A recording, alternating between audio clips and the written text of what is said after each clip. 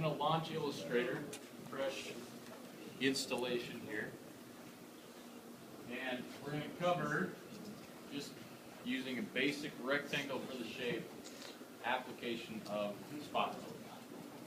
So, when you first get into Illustrator and you create a new document, it brings in the document, and then on the right-hand side you get this set of swatches. Anybody can define what a swatch is? Anybody ever heard the term swatch before? Can you define it? No, but I've heard it. That's all right. So a swatch, swatches are going to become important when you get older, get married, buying a house, putting up wallpaper, installing carpet, buying paint, different things like that. A swatch is nothing more than a sample of a larger area. Okay? So these swatches that come preloaded, you've got a bunch of solid color swatches, which is the top 3 rows. And you've got, well, almost. Then there's some gradient swatches, more solid color swatches, and then you've got some pattern swatches. Today we're going to talk about spot color swatches. When I first start in an Illustrator project, I like to clear out the existing swatches. As nice as they are, I don't need them. I just want to clear them. So I am going to select all unused swatches from this menu up here and click the trash button, and then hit yes. I thought I deleted all of them. Delete that swatch. I didn't think those grays are. Delete that swatch. And I'm going to delete that black swatch. Okay. Your swatch panel will always, when a document is open, have 2 swatches in it. There is the none swatch, which is clear, right? It's a 0 fill. And you have the registration swatch. And that one will become important next week when I am telling you how to set up registration for screen printing.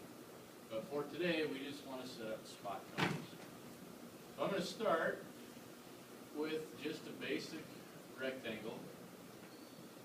Okay, what color is that rectangle? Black. You can tell by the fill right here, right? And the stroke also happens to be black. If I want to change that, I can select the stroke and hit none, or I can select the stroke and come up to my swatches palette, panel rather, and also hit the none. See how that changed? So when you're applying a swatch to something, it's a matter of making sure that either the stroke or the fill, whichever one you're intending to change, is in front, and then you just simply click on your swatch. Right? Okay, now, we're going to make a new swatch for the fill color of this object. So I need to bring the fill in front. And then the color panel pops up, and I just need to set a color. Somebody name a color. Pink, again, thank you for that. So we're going to go probably like 75% magenta and nothing else. That's a pretty decent pink. Would you agree? Okay. Once I get the color set the way I want, if I'm picking the spot color, I'm making the mix on my own, I can go to the Swatches panel, and on the lower right-hand corner, or on the bottom, there's a bunch of buttons across the bottom of that panel. The one that's next to the trash can is a new swatch. Now, when you click the new swatch button, whichever is in front, either the stroke or the fill, that's the one that it's going to take the defaults of.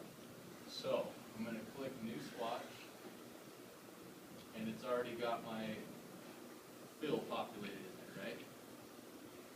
So, we need to name it. What should we name it? Pink. Good idea. Why name it pink? Because that's what it is. Right? Now, need to make a spot color, and Illustrator allows you to determine that by this pull-down menu.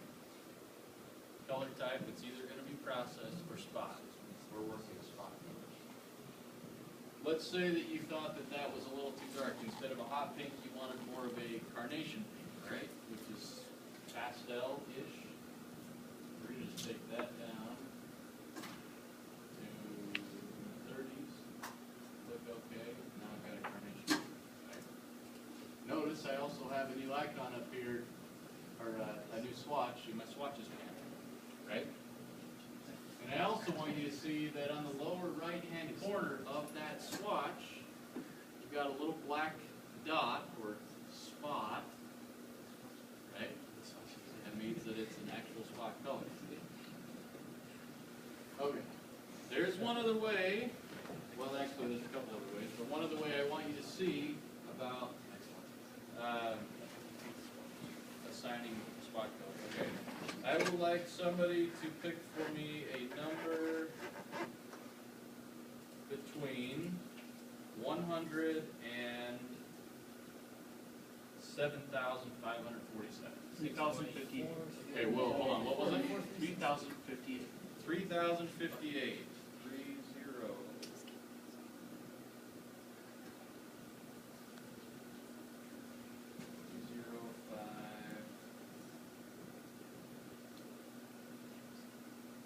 Okay, we're going to pick the closest one to, which happens to be 3,105. Okay?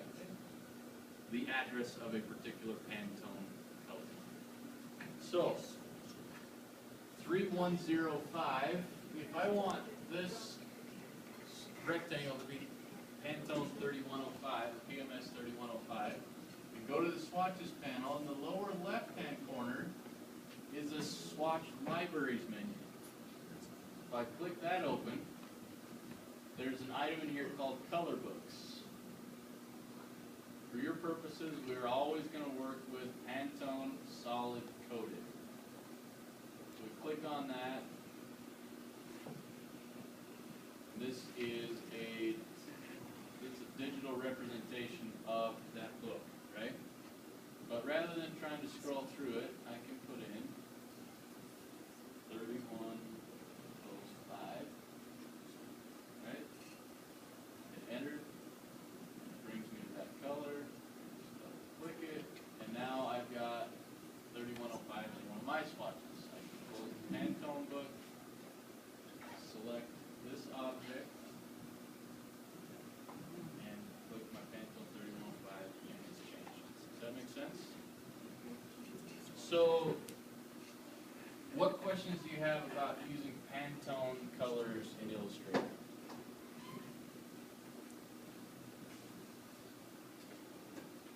What questions are there? There's got to be questions.